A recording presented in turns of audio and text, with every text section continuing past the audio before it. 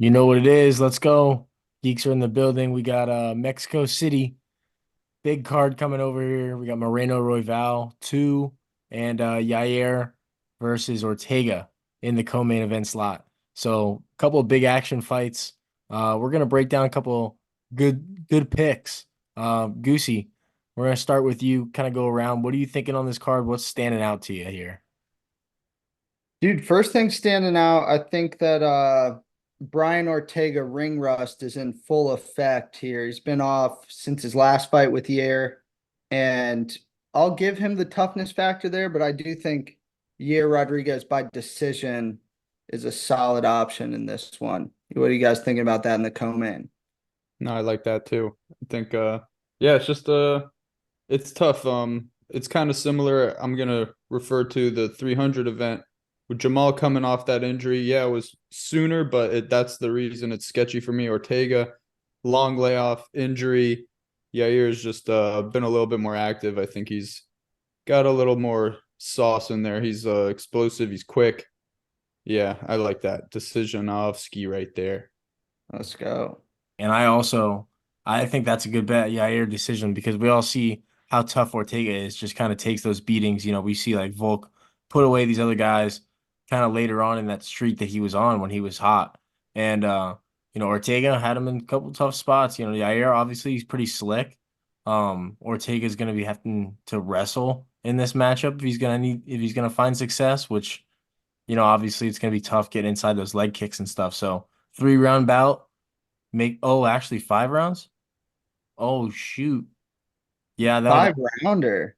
yeah, Yeah, yeah. 5 rounds. So yeah, that might throw a wrench in things. I think Ortega's gonna have a couple moments of success in 5 rounds. But I mean still, Yair's decision's probably your best pick. I mean, I'm still gonna ride with that. But that is a lot of time. 3 rounds Lot definitely Yair decision would feel safe. But I still think it's a good value. for show. Going down the card.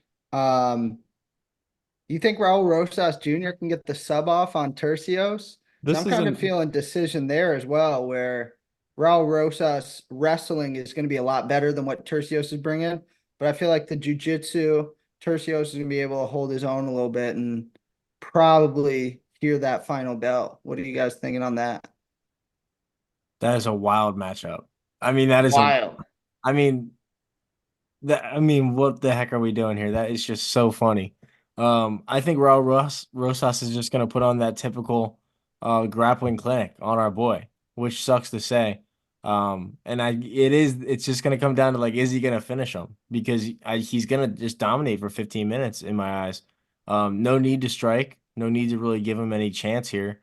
I don't see Turkios as like a crazy good scrambler. His wrestling's obviously not like top tier. So yeah, I mean, this is gonna be Rosas all day.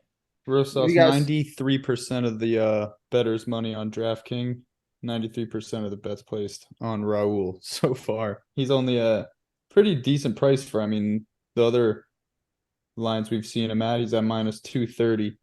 So, I mean, we've seen his shit balloon closer to fight day.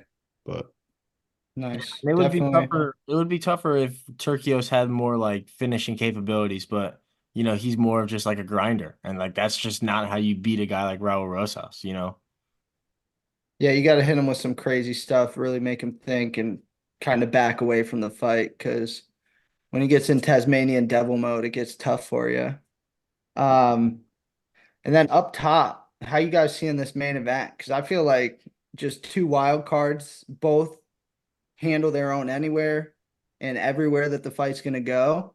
And it could be a fight where they're going for finishes for 25 minutes, or could be a fight that we see the final bell in. I think it's kind of up in the air how I see it.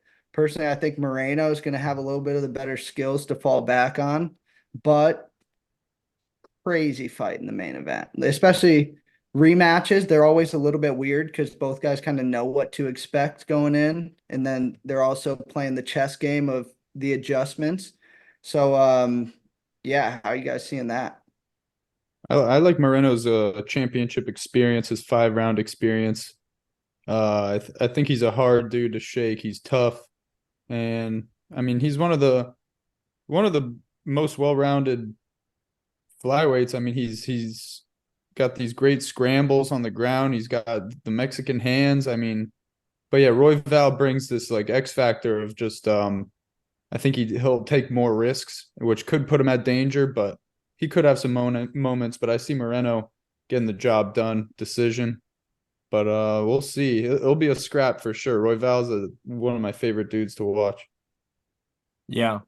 So I think that, you got to keep your eye on, this is just the conspiracy theory coming out right here. But I mean, we do have that big Mexico Independence Day card that Dana White says is going to be, the best card of all time, which he also said about 300, which is pretty good. But I'm not sure if it's living up to that with the main event he just announced.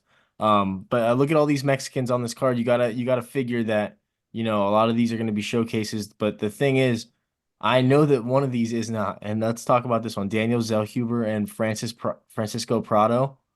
Um, dude, Prado's a monster, and this kid is a so Huber obviously likes to strike, and Prado at that goat shed has been mixing it up with the wrestling and stuff. They've been doing a lot of grinding work like that. This is going to be super interesting. He's going to be trying to mix it up. Huber obviously going to be fighting those takedowns and throwing some dangerous strikes.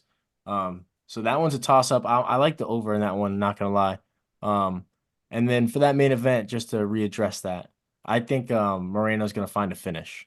I think he's just kind of got Royval's number. So, and I think he's operating at that different level. I like that championship experience. Um, I like a round three, something like that. Kind of just like break them down, get to that, Moreno get, by finish would be pretty sweet, dude. I That would be a sick fight for Moreno to kind of yeah. come out on top, going to roll it back into Pantoja. You think that would be the next fight for him? I don't know about that. I mean, maybe that fight was kind of absolutely epic, and if they put that on in that little sphere, that would be so sick. I mean, can you imagine that? 5 rounds of that action again? Holy shit. Yeah, Sign maybe. me up. Yeah. Another uh you guys keep talking about mine's off topic, but the fight I'm looking at, Manuel Torres and Chris Duncan, I think that one's a nice one to take inside the distance or under. I think that one is stopped. I don't think that goes to see the judges. That's two dudes are gonna be slanging it around. But another fight that I saw, Jesus Aguilar, Mateus Mendoza. The Aguilar, I mean, I remember over summer this dude has like 6 guillotines on his record, and saw him on the contender series, snatched a gi, but he comes out and I bet submission. He comes out and starches the dude in like 10 seconds. You remember that happened over summer, but that's a good little scrap right there. This is littered with some good little scraps in and out through the bottom to the top. I mean, Yeah, I this got can be you a on fun little that. I card. think looking at the Jesus Santos Aguilar, Mateus Mendoza, I see Mendoza having a big leg up there, to be honest with you. I think obviously Aguilar's got that puncher's chance. He's got the real nice guillotine. But outside of that, I think that Mendoza is really going to stay on edge because Aguilar's got those real short arms. Kind of pick at him for 3 rounds, or we'll test Aguilar's toughness in this one, I guess. But Yeah, for sure. Mendoza is the truth, I feel like. Yeah, I like him. Let me check the odds on that one real quick. He's minus 155, Yeah. Mendoza. Mm-hmm. Yeah, that's pretty nice. Claudio Puelas for Eziam falling deep onto the prelims, which is That's just a random fight generator that Dana cooked up in the UFC and threw it on UFC Mexico, bro. The AI matchmaker. Real talk though, Claudio Puelles takedowns really are not there. I think that Feresiam's going to keep it on the feet. Does he find a finish? I mean, he doesn't really play the power game. He just kind of point fight. But 15 minutes of getting teeped and jabbed up is going to probably take away at him. I would say real on the edge of that over under 2.5. I could see like a mid to late third round finish for Ziam. yeah. The way that Puelas just kind of drops guard is always so scary when you're fading him in a bet. because it's you know how dangerous he is if he can just grab up a leg. He'll just like grab like he I feel like the last three fights he's like put his person or his opponent in at least like a knee bar. You know what I'm saying? Like, escape or not. Like it's just they always there's always a moment with this guy. Uh Mm-hmm. yeah, I know Edgar Chairez, Yairez, Dog, dog. dog. Daniel Lacerda, what's he off five losses in a row now? I mean, Oh, dude, that was the fight that he kind of like played it like he was out and the ref jumped in. Then he's like, what? What? I'm still in it. They're running it back though. Because Chairez was starting to run off with that. Lacerda kind of blew his load early as he does, and the cardio was really fading in that one. And then I think it was the bald dude. Tognoni jumped in quick on that one. Hmm. yeah, that's right. That's right. So I would have to probably say Shirez would get the edge from me in that one. I mean, Lacerda's pretty crazy. Like he hits wild shit all the time, but if I got to throw money on it, it's probably going on Chirez there. That's fair. Pretty sizable favorite, minus 360 with Ooh, Chirez. Um, thought I was I, I breaking like ground. I like Vegas it was right though. with I mean, me. I like Edgar. Chirez probably TKO though. That would be the one because I don't think he Yeah, snatches up the sub again. I could see like a little ground and pound finish there, get a little value on it because that's not a fight that sees the bell probably maybe 3 times out of 10. The other seven, it's getting finished inside the distance. Yeah. And then anything on these first couple fights, I know that maybe like Felipe. Muhammad Naimov he's a beast, bro. I mean, he's the first fight of the night, it looks like on Tapology. He's fighting Eric Silva, the Venezuelan, who's 9-2. Uh Dude, Eric Silva's been training with Diego Lopez. Yeah, I mean that he definitely needs a performance to kind of grow his presence in the UFC because right now he's definitely scraping the bottom of the barrel in terms of name value. And Naimov, I feel like he just had a pretty big fight on a pretty big card and got a big underdog victory. If I did, wasn't it like Nathaniel Charles? Wood. Yeah, Nathaniel Wood. I mean, and now he's just going to be the first fight of this card.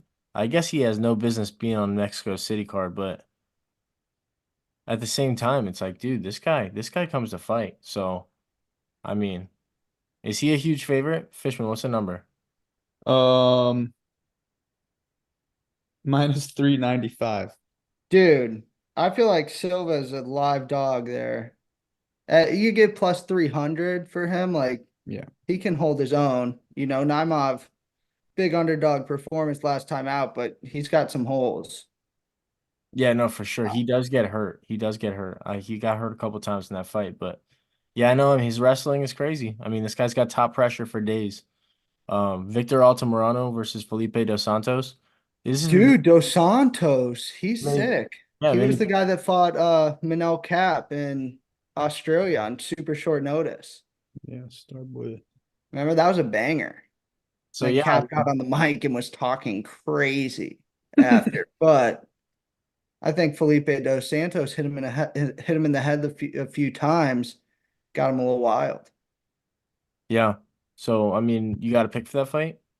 I mean, Victor Altamirano's Felipe a Dos tough guy. Santos, I liked what I saw from him. I think you give him a camp to come back, get ready to rock. Like Altamirano, he's tough, but like that's his thing. He's tough and durable. I think that the skills are good.